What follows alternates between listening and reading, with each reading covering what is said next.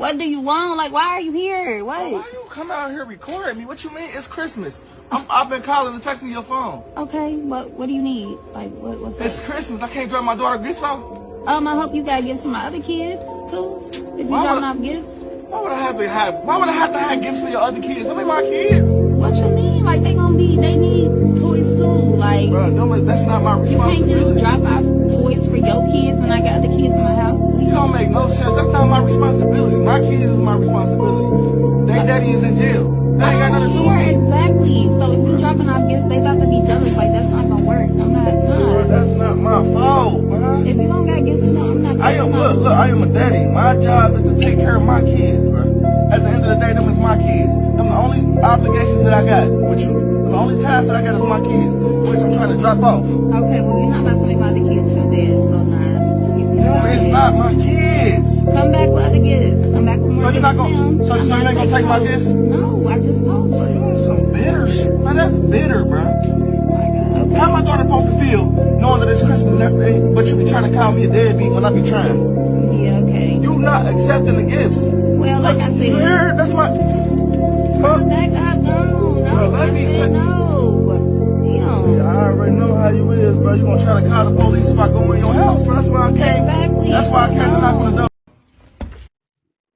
I want to give all praises to Yahweh, Bashem, Yahushai, Bashem Rakakadash, Brakati Yahweh, Brakati Yahushai. Yahweh is the Most High God, and Yahushai is for the world, and it will be called Jesus the Christ, and double honors to the apostles and the elders, and great millstone, who bring rule of wealth to the Spirit, teaching His word and believing His word. Mighty Shalom to the hopeful elect scattered four corners of the earth, in and out of congregations. Lord willing, the Most High continue to put in your spirit to endure. And shalom to the wise and the single sisters that's believers of his word and playing their role as a loving and silent virtuous wife. The Lord willing the most have mercy on other brothers and sisters. Now this is a very terrible, terrible case that been happening to Jake. On before I get to the verse I really want to get to, um so let me bring that back. Let's go to Psalms 68 and 5. Before I say anything, I just want to bring this scripture up. 68, this is Psalm 68 and 5. It says, a father of the fatherless and a judge of the widow is the most high in the holy habitation. So to be exact, neither one of them probably in the truth, but for a man to be a father to the fatherless, the father will have to be dead.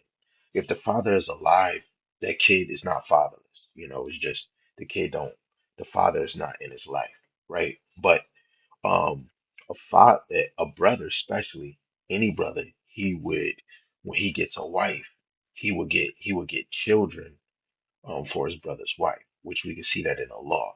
The Lord didn't make a law for any man to take care of another man's kids. Now with Psalms 68 and 5, when you talk about a fatherless, let's actually go to the blue letter, right? And and I know a lot of people don't believe in homology of words, and if it's not saying it in the Bible, and this is why the apostles and the elders is correct, because the format of these words and these languages got us all mixed up. So a fatherless would be an orphan,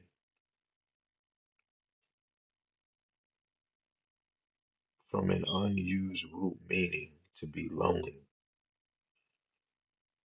bereaved person, fatherless child, right? And if I go to my handy dandy Google on my side, let's look at my let's look up another homology for fatherless.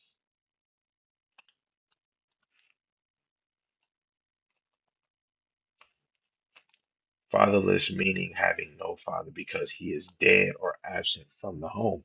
So being fatherless can be a father that's not home, or a father that's dead, right? But a man will have to be serving Yahweh Shem Yahushai, let alone when we go to what is it, Mark 10 and 8, and we say it in the gospel, you know, let me get that. It's a lot. This is Mark chapter 10, verse 8. It says, and they twine shall be one flesh. So then that they are no more twine, but one flesh. Let me start at 7. It says, for this cause shall a man leave his father and mother and cleave to his wife, and they shall twine, shall be one flesh. So then they are no more twine, but one flesh. Right? So it's really about the man taking care of his wife. You know what I'm saying? And from what I was saying, if he's coming to drop dumb Christmas gifts. I'm calling them dumb because we don't celebrate it. He's dropping gifts for his child. Obviously, they're not together. They're not twined anymore. They separated. So in that case, his duty of taking care of these kids that could be fatherless, that's not up for him. No man, and I know it's brothers that go through this too. It's another brother that had a video where he went to get his kids some McDonald's. And I guess the mother was like, "Hey, your son is hungry," and he was like, "Oh, okay."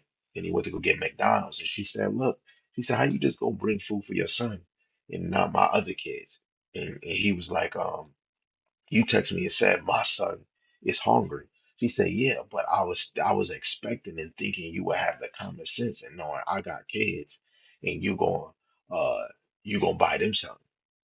He not about to eat that in front of them. So he was like, man, just have them come outside and eat it. He said, no, you could have just bought my kids some and they could have been eating it too. And it's the same thing that this brother going through.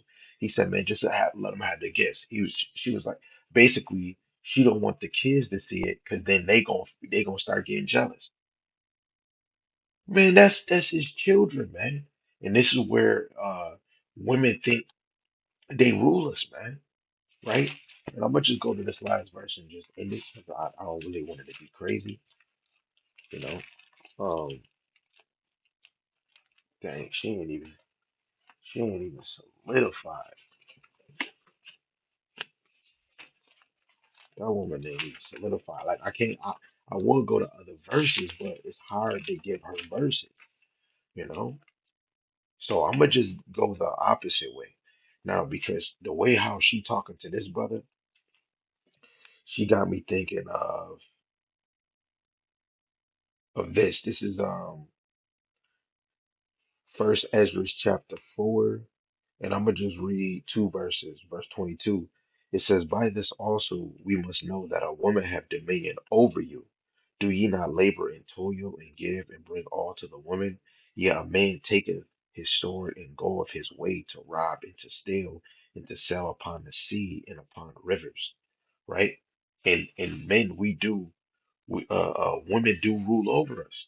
And if this brother didn't hold his ground, most likely he would have been getting gifts for the other kids too.